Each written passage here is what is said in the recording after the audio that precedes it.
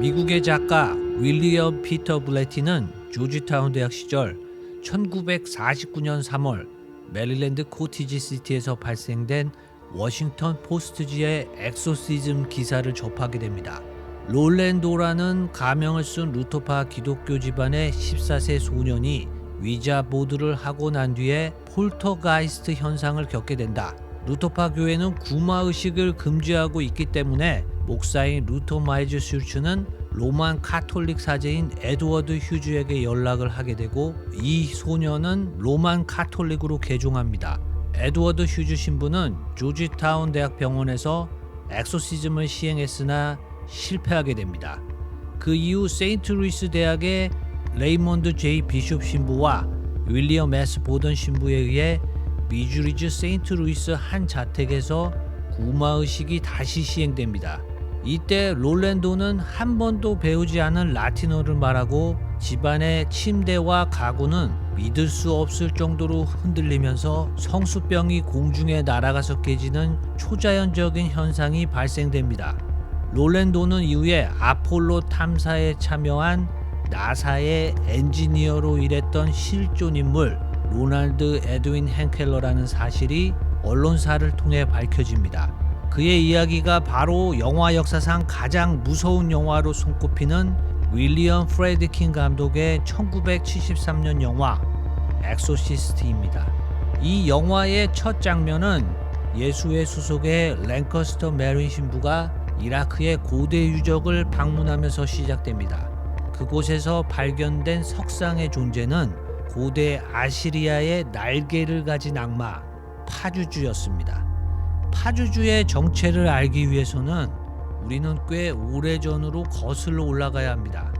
엑소시즘은 그저 영화에만 나오는 판타지일까요? 아니면 우리가 아직 접하지 못한 현실일까요? 이제부터 악령의 기원은 무엇이며 현재 우리에게 어떻게 접근하는지 바티칸은 이에 대해서 어떤 방식으로 개입하는지 알아보겠습니다. 안녕하십니까, 로브맨입니다. 오늘의 주제는 데몬, 악령의 기원입니다. 자, 주제가 너무 종교적일지 모르겠습니다.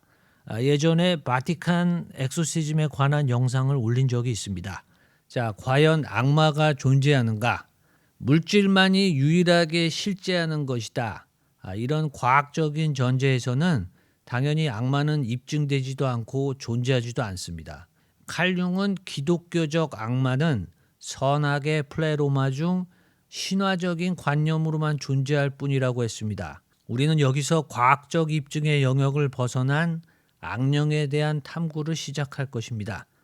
구체적으로 들어가면 레기온, 군단에 소속된 고유의 이름을 가진 고위 악마들과 데몬은 비슷해 보이지만 데몬은 지옥의 근원적인 악을 지상에서 실행하는 존재부터 고대 설화의 자연적 영, 요괴에 이르기까지 훨씬 포괄적인 측면이 있습니다. 자, 이 부분에 대해서 조금 더 심도 있는 이야기를 이어가도록 하겠습니다. 고대 메소포타미아의 바빌로니아 신학에서는 지하세계, 지옥의 순수한 악의 존재로서 괴물들이 존재한다고 말합니다. 그들을 알릴리의 자손, 갈로스라고 부릅니다. 이들은 번제의식의 희생물을 지하세계로 데리고 오는 영적인 존재이자 인간 세계를 끊임없이 지배하려고 한다. 고대 로마는 번제 희생의식을 갈라라고 부르게 되었고 현대에 이르러서는 대형 예술 공연과 스포츠의 프리 퍼포먼스를 갈라쇼라고 부릅니다. 현대에도 사람들이 알지 못하게 희생의식이 치러지면 특별한 심볼로 표시해 두었습니다. 타노스가 인류의 절반을 몰살시키고 손 모양으로 하트를 날리고 있죠. 자, 저 모양을 뒤집어 보십시오. 너희들의 영혼은 재물이 되었다. 수메르왕 연대기에 등장하는 대홍수 이전의 초기 통치자, 초목의 왕이자 풍요의 신인 양치기 두무지는 지하세계로 끌려가 갈루로부터 고문을 당하게 됩니다. 그의 연인이었던 이슈타르, 인난나는 지하세계로 직접 내려가 두무지를 데려옵니다.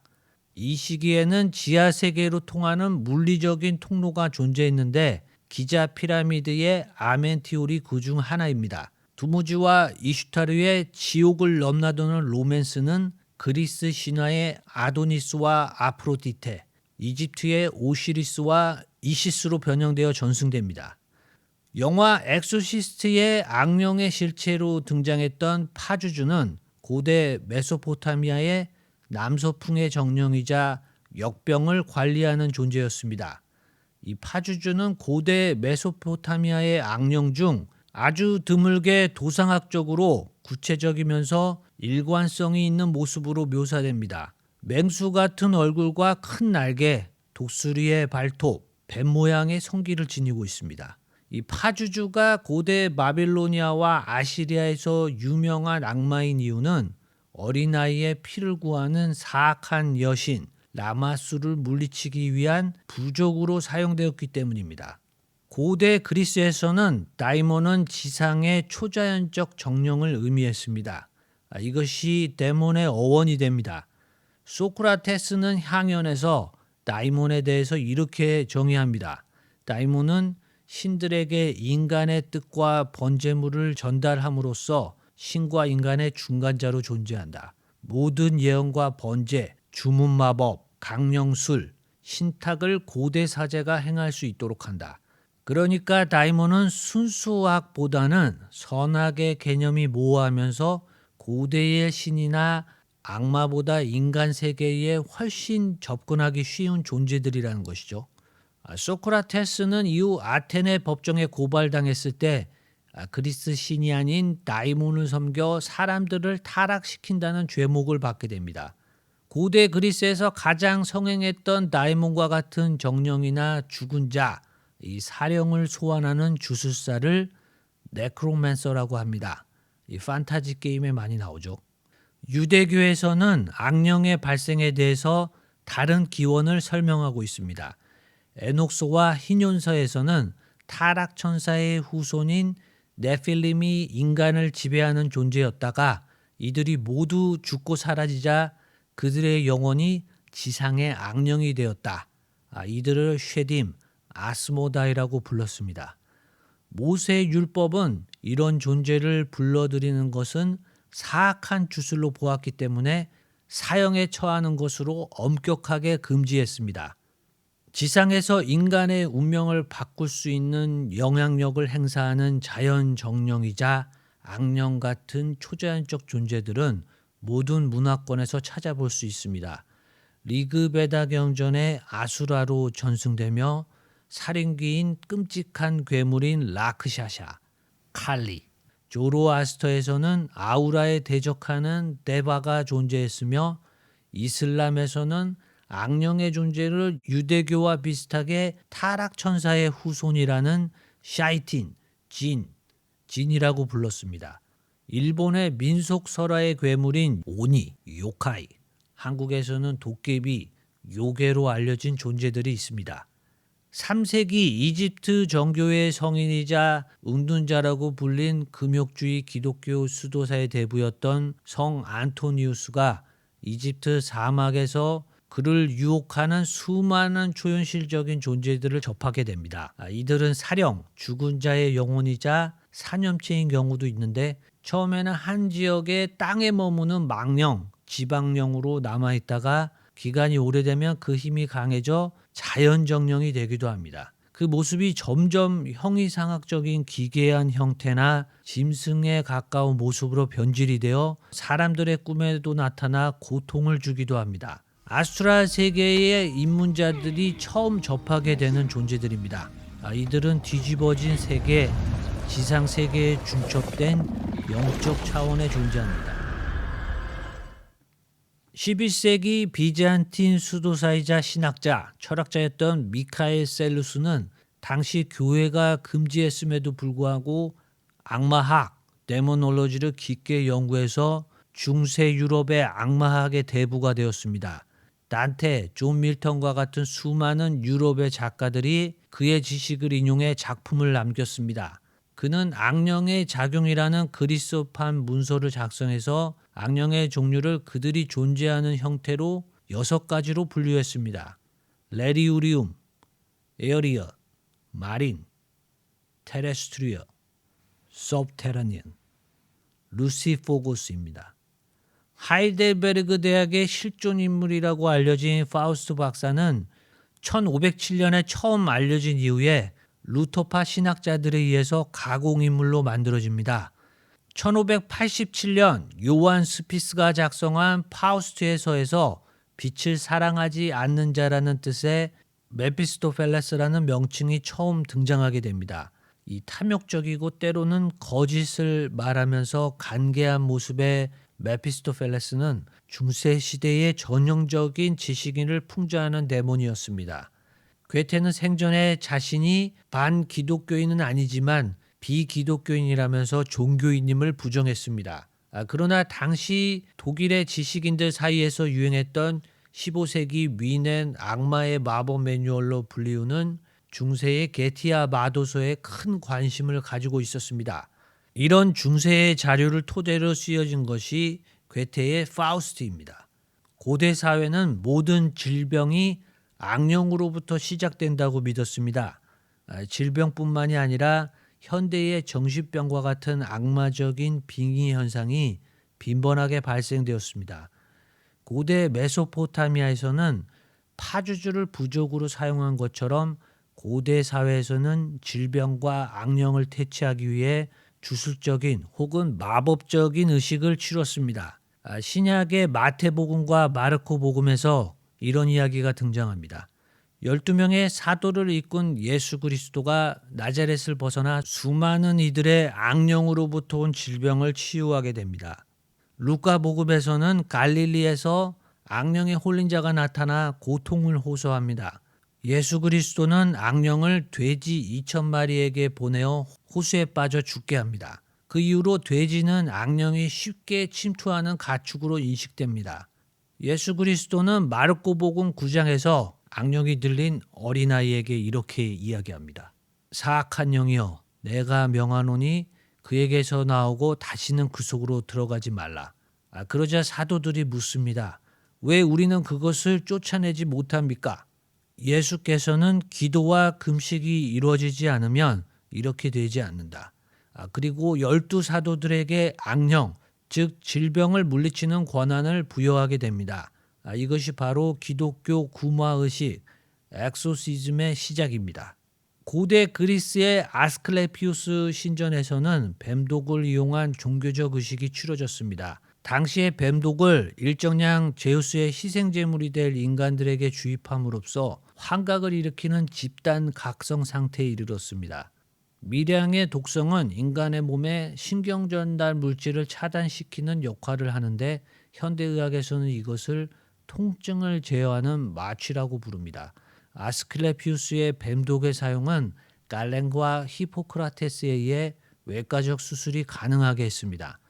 우리는 현대의학의 발전으로 더 이상 질병으로 인해 종교적인 의식을 치르지 않습니다. 인간이 의학으로부터 질병에 해방된 이후에는 악령은 우리에게 어떻게 작용하고 있을까요?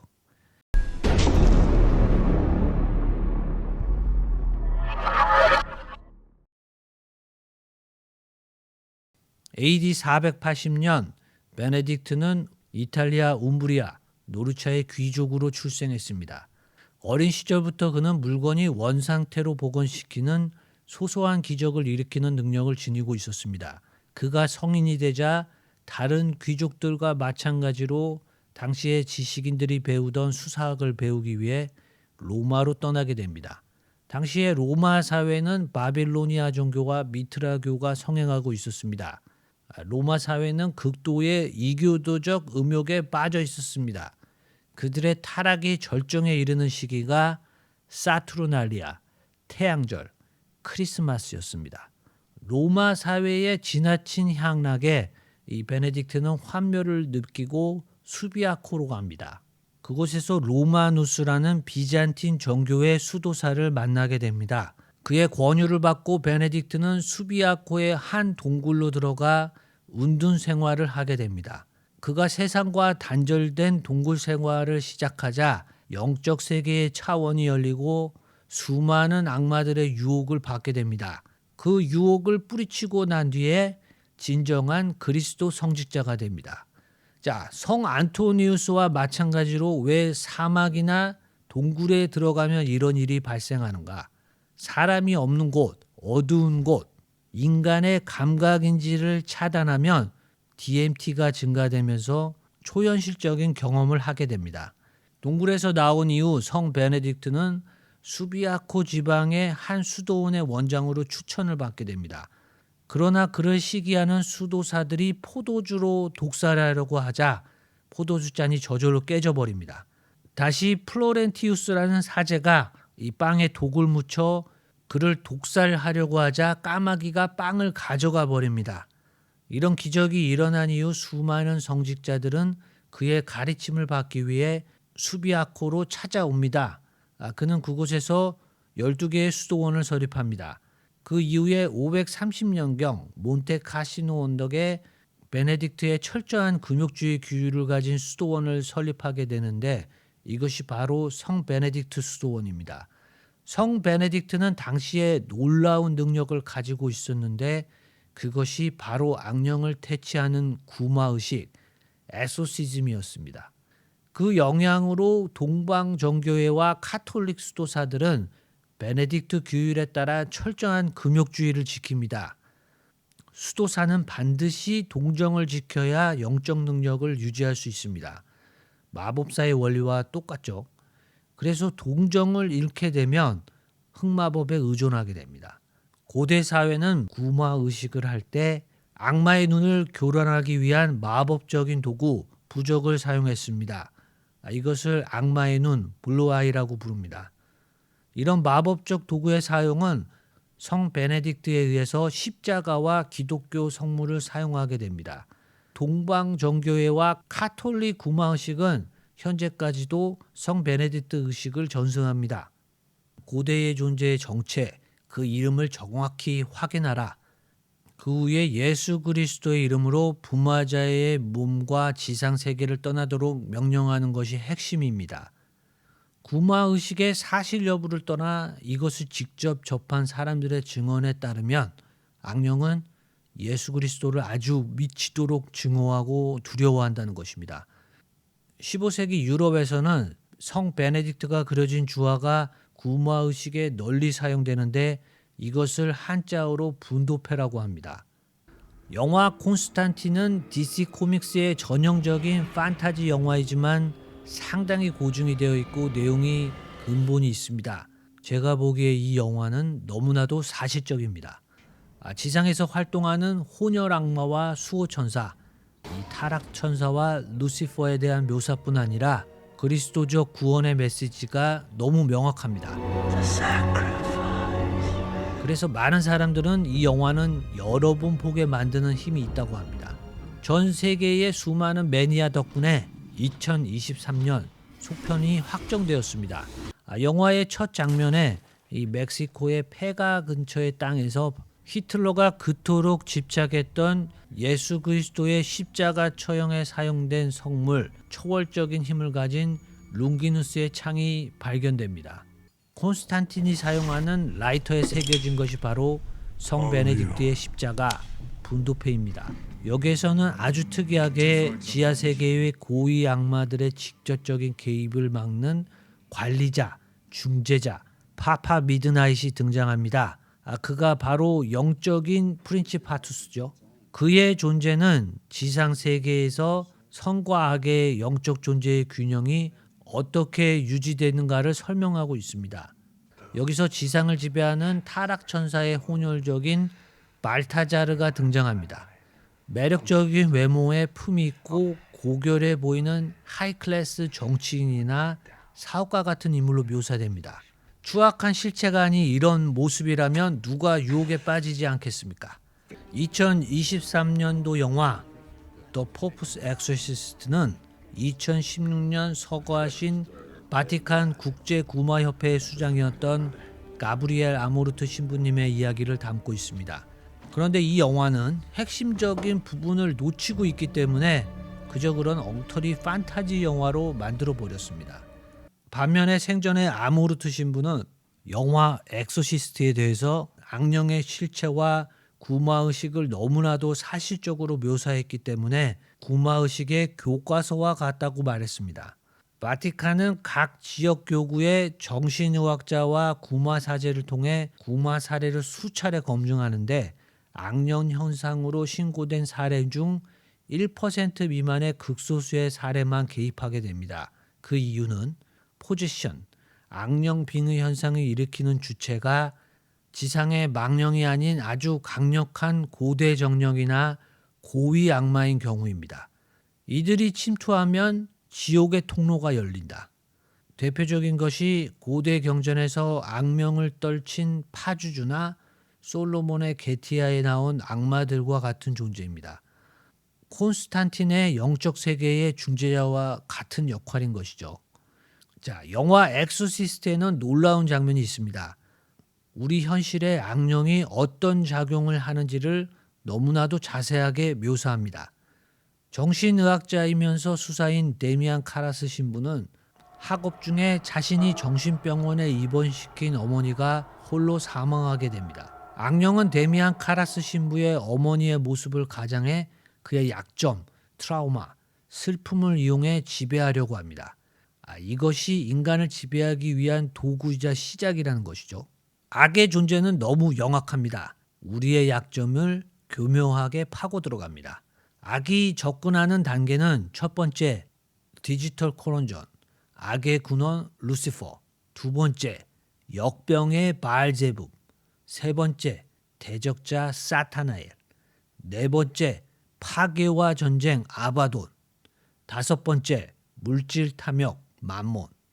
여섯 번째, 폭식과 나태 벨파고르. 일곱 번째, 음욕의 아스모데우스입니다.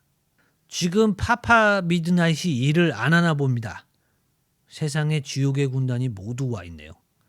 인터넷을 사용하는 수많은 사람들은 그 이전보다 우울증, 공황장애, PTSD, 정신적 소외감과 박탈감을 호소합니다. 요즘에 항우울제 복용자가 급속도로 증가하고 있습니다. 극복되지 않는 우리의 슬픔이 타인에 대한 공격적인 분노와 증오로 끊임없이 표출하게 만들어갑니다. 더 이상 인터넷에서는 사랑을 찾아보기가 힘들어집니다. 인터넷은 원인을 알 수 없는 슬픔과 분노를 보상하기 위해 우리는 끊임없이 무의미한 욕구를 해소하기 위한 도파민 분출을 유도하고 성공을 이끄는 끌어당김의 법칙 같은 개떡 같은 소리로 사기를 칩니다. 그리고 종국의 인간은 스스로 모든 것을 소유하는 디지털 세상의 IM이 될 수 있다고 기만합니다. 자, 어쩌면 끊임없이 엑소시즘 영화가 나오는 것, 그리고 이것을 많은 사람들이 즐겨본다는 것은 우리의 무의식이 악에 대해 인지하기 때문인지도 모르겠습니다.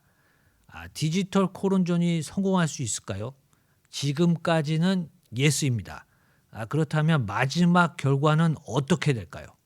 그 답은 여러분의 자유의지 아니겠습니까?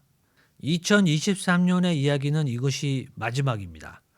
데모는 연말에 참 어울리지 않는 주제였습니다. 자, 이제 곧 착한 사람들이 선물을 받는 사투르날리아입니다. 가족들과 행복한 크리스마스와 연말 보내십시오. 긴 이야기 들어주셔서 감사합니다. 2024년도에 다시 뵙겠습니다. 지금까지 로브맨이었습니다. I think I've lost my faith, Tom. It's my mother, Tom. She's alone. I never should have left her.